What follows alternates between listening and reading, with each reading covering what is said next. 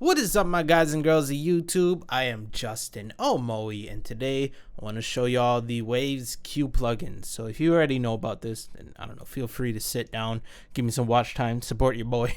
But yeah, today I'm going to talk about the Waves Q10 or Q series. So these are pretty much paragraphic equalizers, or is it parametric equalizer? Anyways, these type of equalizers are used to get some great precision. It's unlike the graphic editors or graphic equalizers like this one right here. Let me just show you, where it has a fixed band value and then you would have to adjust it, and you can't really change frequencies on it.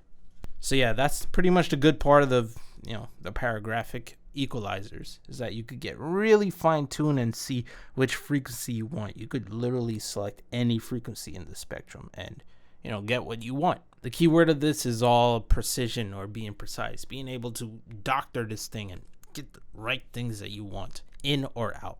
So yeah, if you have any idea about the Fruity Parametric EQ2 from FL Studio, then you should understand what this is with ease, or whatever DAW you're using, if they use that EQ stuff, you know what I'm saying. So first off, at the top we have a different mode. So this is the older version mode. If you are you like seeing this, I prefer this one, to be honest, because this one is a whole bunch of combobulations. I don't know, it's just a lot there. We don't need to see all that. Over here it's more visual and more modern, so people know about it. And the other thing here is precision. This has to deal with getting more in depth. X1 is pretty much 32, and then X2 is 64, which is more in depth. By default it's left on 64, or X2 in this case, so just leave it there. Next up we have the window or the graph for pretty much seeing the frequencies right there, so you can adjust it.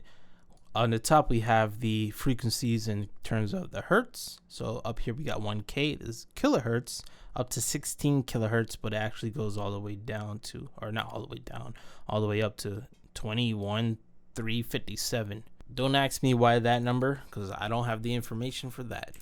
And on this side we have the decibels in gain or reduction, whether it be 6, 12, 18, so forth. This button right here lets you go into a more focused window, so you could be able to get a better precision. If you want to boost this up to this amount there, you just basically have a better way of tuning the sound. And you can click that, and we're back. Next up, let's talk about the input and output, because easy. Over here we have the left channel, the right channel. So if I adjust the right, lower it down, you're gonna hear me more on the left. So yeah, and then right. And you can actually do them both at the same time by going into the middle and click and dragging like that. You can see that it locks into place and does not want you to go lower than what is already low. So yeah. On the output is pretty much the same thing right there. Up or down, up and down. We actually have some gain compensation. Is that the word? Gain compensation? This trim is something that when we have sound, you can see that it's changing peaks. If you click the trim, it'll make that sound like C3.5, boom, right there. See, it says 3.4. It's gonna trim basically whatever the highest peak was that you are doing at that moment. If you click it, it just boosts it up to make it hit that 0 mark if you keep having that high point. This is just a meter in the end to show you what's going on. And this link button is pretty important, so I'll talk to y'all about that later. Well, important for if you want to do what it is with it, but yeah. Now the biggest thing in the room, the elephant in the room, we're talking about the graphic EQ, which is pretty simple. If you just know one strip, you know them all. Let's go ahead and talk about it. This powers on the token. What else is there to say? You could double click here and it'll turn on. You could double click and it'll turn off. And you have all 10 of these right here. So boom. And they have their own colors and I like it. Could you change the color? Not to my knowledge. Next up we have the gain. So this is where you could either specify gain 3.4 if you want, or you could zero it or whatever. You can use the knob to go up or down. So here's all the way up, all the way down, all the way up, all the way down. It may sound like nothing is happening. It depends on if you got a speaker good enough or not. But you can see right here, sounds are being adjusted. So yeah, if you move this up, obviously this will go up because you gained it up. Next up, we have the frequency. So the frequency is the left and right side. This is what frequency do you want. If you want to be, around the ballpark, you could do that. If you want to be right precise, we want 1050. Oh wait, hold on. Sorry, I just realized 1050. We got 1050 there, and then we could gain it up if we want, and then we boost 1050. That's what the frequency is. And don't worry, we'll demonstrate later. And then we have the Q, which is gonna be the bandwidth in this case. They also call it Q. So let's go to number 5. Go up. Q is the strength of this, the width of the wave, the precision. Depends on what are you using, which is the type, which we'll talk about just now. So here we have the types. We have a band pass, which is going to be what we already see. It's taking a band token right here and just giving us that curve. Sorry for all the noise in the background. We have the, what is this, low shelf. So this is everything. Oh, hold on. Number 1. Everything behind the token is going to be raised. So it shows you on the shape right there. We have a high shelf, so let's go to number 7, put on the high. There we go, we got the high shelf right there. This will allow us to adjust everything that goes, after the token for the highs. And yeah, let's go ahead and adjust the Q actually. You can see nothing happens. It's only on specific things that'll happen because these, affect everything. So this works on the band, and I'll show you where else it works on. Next up, we have the low pass, which is this one where it's cutting. And low pass is basically saying, hey, cut out the highs, let the lows pass through. That's the best way to say it.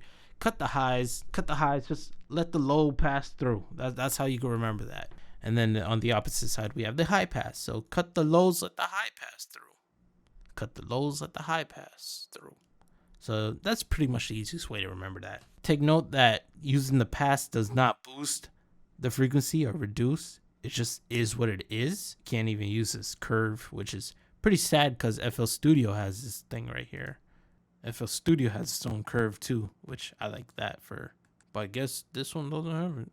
But I guess you can't have everything nice, right? It's just what it is. And last is this one called the precision.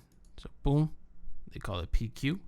Oh, hold on, let me not do that one. Let's do number 4. 4 didn't get any love. So number 4, you can see how precise this thing is right here. Is it called precision? No, it's called proportional. My bad. But yeah, the proportional, you could find the right frequency that you just don't like right there, and then you can cut it off and just be gone with it, or boost it, whatever you want. This is for like the super scalpel training, like you want very precise sounds and you want to cut them off. Like this one right here, it sounds annoying. Cut it out like that. Change the Q, get it right there. You don't want that sound, it's gone.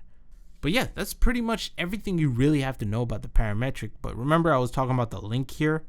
The link is special. This lets you adjust the left or the right alone. So you see I clicked off the link. That means the left and right is going to be different now. So if I show you an example, you see we have another line here. This is the right side, so you can see right there. And the left side is a totally different line. So if you didn't know that, pretty much 2 sounds in there. So you can make your voice sound pretty interesting if you want to boost specific sounds like that. Boom. Pretty interesting, right? I use this plugin, the Q series, on pretty much the master chain and my vocal chains. For the vocals, I use it to cut out specific sounds. So vocal cut. Where's mine? Oh, there it is. So you can see I have cuts out there. And boom, this was before we had the Pro Q. So you can see how I could do that.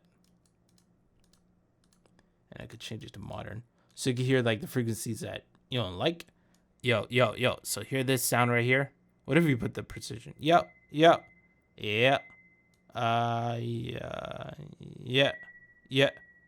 I don't like this sound. Yeah. Okay, so this sound right here. Some weird reason I hear it on the right and then the left and right and the left, but we don't like this sound. So, you could cut it out like that. Oh, wait, hold on. My bad. Like that. So yeah, that's pretty much what I use this for. But yeah, that's the Q series plugins. Like I said, 10 is not the only one. There's a lot of them. Waves, stereo, EQ. You can see we have 1, 2, 3, 4, 5, or no, 1, 2, 3, 4, 6, 8, and 10. Why not 5? Why not 7? I don't know. They're prime numbers. Then again, 1. You got a buck tooth right here. You want a buck tooth? Yeah. Oh, I forgot to mention the this. It's just pretty much focus on one token at a time. If you want to just be real cool with it. If I don't know, if you want to be a Chad or whatever. Sorry, no offense to Chads. If you're a Chad, let me know in the comment section below. Your name is Chad. And with that being said, thank you for watching. I'm expecting something to come through. So yeah, I'll see y'all probably next week. I don't know. We got to figure out something. But yeah, my name is Justin Omoe. And with that being said, peace. I'm out. And please have yourselves a damn good one. I got some work to do.